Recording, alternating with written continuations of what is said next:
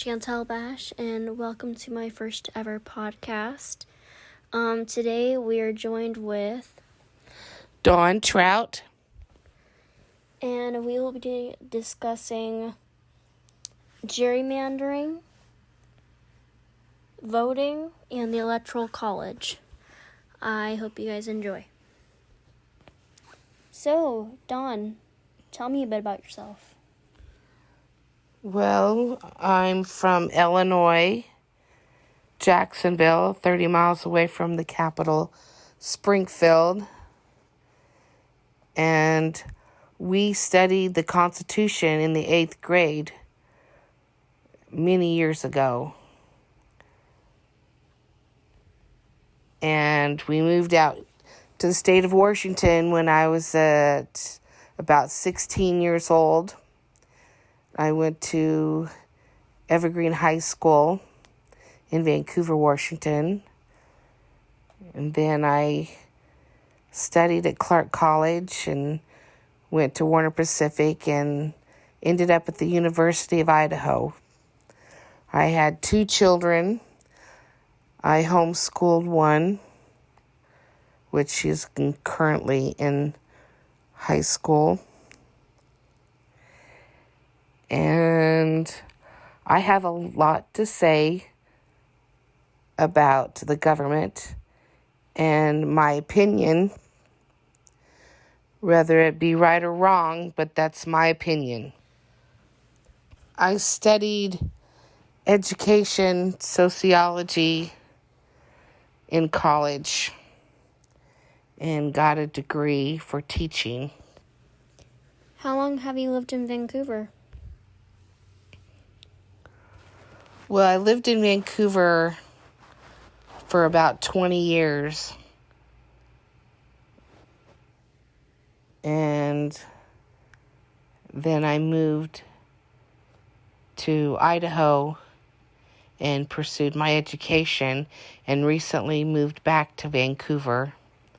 So I've been here for going on 4 years. Do you currently vote? No, I don't vote. I have voted in the past, but I've seen the outcome of voting. For instance, I know of a person that was working, and when he was able to get off work and go vote, they had already decided who the president of the United States was. So I thought, what's the point in voting if you don't get your vote in? It didn't count. When was the last time you voted? Like what year? It's been about maybe 10 years. Do you remember the first time you voted? Yeah, I do, briefly. Can you tell me a little bit about that?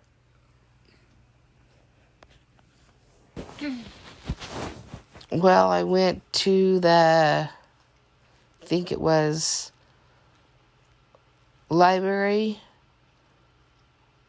and they had ballots to place your votes, and that's how I did it.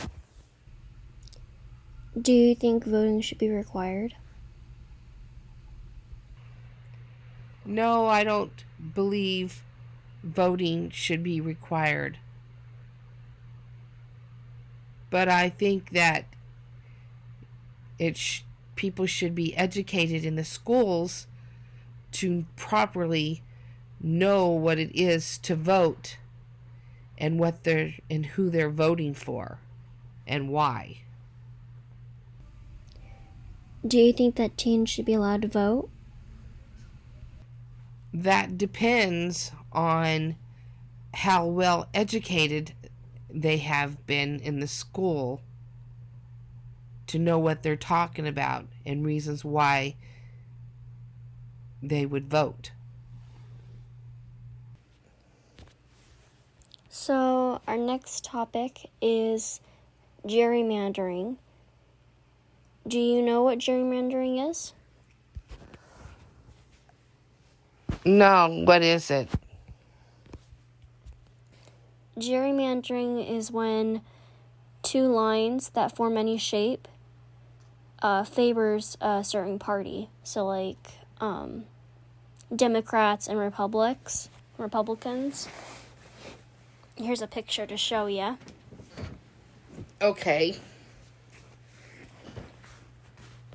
See how, like, there's, for Washington, for example, there's, like, 6 in this area over here, and then there's 3, 4, 1, 5. Well, it's, like, separated out, so each area, sort of like a district in a way, has their own certain amount of, like, people representing that area that they will, like, go and get the votes, pretty much. That's pretty much the gerrymandering. Okay. How would you get rid of gerrymandering? Or would you get rid of it? Would you get rid of gerrymandering?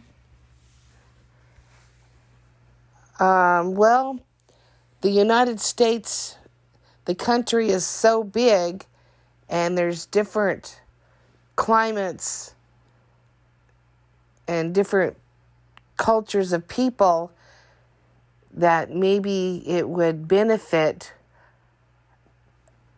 the people in areas. Okay. How can we make gerrymandering better, do you think? Because I know it's not really equally spread out on the map, as you can see. Would you, like, spread it out equally better, or how would you make it better? Or do you have any ideas? Or should we just keep it the same? Well, I would start by in the schools and educate the students, because it's the people that are supposed to be running the country. True. I agree with you on that, for sure.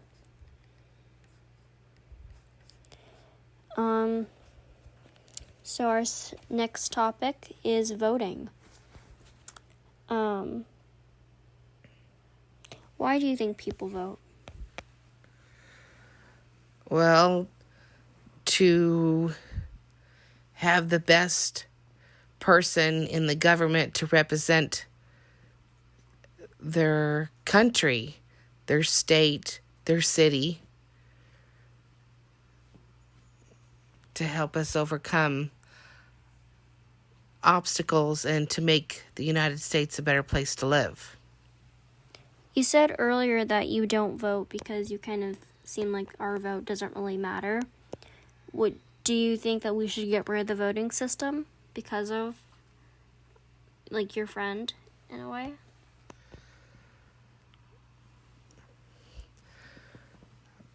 Well, I have my point of view, and the way the world system is, I shouldn't say the world, the way our country is set up to vote from the government back in 1776 with the Constitution. I think a lot of laws have changed, and I believe that it's already set up. You know, whoever's going to be president, they already know who's going to be president. So it doesn't really matter your vote, who you want to vote for. They've already got a puppet on the string, and somebody else is pulling the strings. That's my thought. Do you think we could change the voting system? And if so, how do you think we would do it? How would the people come up and uprise to do that? by education, educating young people that are poor, that don't have money to go to Harvard and fancy colleges and even private schools, giving them opportunities, educating them more about the politics and the government to really make a difference in our country. So our next topic is the Electoral College. Do you know what the Electoral College is? I didn't for a long time, but I do now. So could you tell me, explain? Okay. Do you believe we should keep the Electoral College, or should we abolish it and start a new system? You should start a new system. I don't believe it's right that important people, their votes count more than a majority of the population. I don't think that's right. So you said that you pretty much want to get rid of the system.